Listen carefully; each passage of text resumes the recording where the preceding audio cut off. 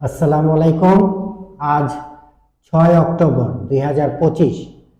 আজকে 6 অক্টোবর 2025 তারিখ। আজকে বাংলাদেশ ক্রিকেট বোর্ডের নির্বাচন হয়ে গেল। তো খুব সুন্দরভাবে নির্বাচনটা হয়ে গেছে, শান্তিপূর্ণভাবে, আনন্দঘন পরিবেশে, এবং খুবই উদ্দীপনা ছিল, সবার মধ্যে খুব আগ্রহ ছিল। এবং 156 ভোটারের মধ্যে আমার মনে হয় সবাই ভোট দিয়েছেন, এবং কিছু ভোট দিয়েছেন ব্যালটে, যারা ইন্টারনেটের মাধ্যমে ভোট দিয়েছেন, এবং সবাই খুব ভালো ভালো বলে গেছেন। এবং সভাপতি নির্বাচিত কে হবেন সেটা অলরেডি সবাই ধরে নিয়েছেন।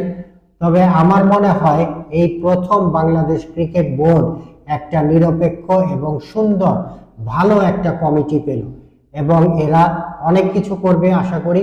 এরা ভবিষ্যতে অনেক কিছু করতে পারবে আশা করি, যেহেতু এদের সাথে জনগণ আছে এবং ভালো একটা সাপোর্ট আছে সবার।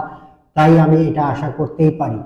আমি এই সাথে আশা করি যে আগামীতে ফুটবল ফেডারেশনের নির্বাচন হবে, এবং বাফুফেও একদল ভালো কমিটি আসবে, যারা নাকি ফুটবলের জন্য নিবেদিত হবে এবং ফুটবলের জন্য খুব ভালো কাজ করবে, এমন কমিটি আমি চাই ভবিষ্যতে। এখন যখনই যেখানেই নির্বাচন হবে, সব নির্বাচনই নিরপেক্ষ হবে এবং খুব ভালো হবে, এটাই আশা করি এবং যা বুঝতেছি।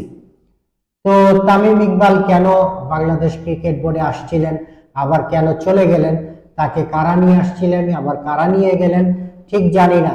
তবে তামিম ইকবালের ক্যারিয়ার শেষ। তামিম ইকবাল ক্রিকেটেও ক্যারিয়ার শেষ, রাজনীতিতেও তার ক্যারিয়ার শেষ। তিনি যে কালো অধ্যায়, কালো দাগ এবং বিভিন্ন নাটকের কথা বলে গেছেন, এবং ভবিষ্যতে এই নাটকের ব্যাখ্যা তিনি দিবেন।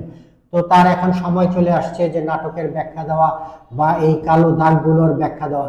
তবে আমার কাছে খুব ভালো লাগতেছে যে ক্রিকেট বোর্ড এবং ক্লাবগুলো, ঢাকা এবং বাংলাদেশের সমস্ত ক্লাবগুলো আজকে একটা ভালো কমিটি পেল, এবং আশা করি আগামীতে ক্রিকেট বোর্ড খুব ভালো করবে, খুব ভালো ফলাফল করবে। আমরা আগামীতে দেখব প্লেয়ার নির্বাচন এবং যে কোনো নির্বাচন, যে কোনো কেনাকাটার মধ্যে খুবই স্বচ্ছতা থাকবে। ধন্যবাদ সকলকে, ভালো থাকবেন।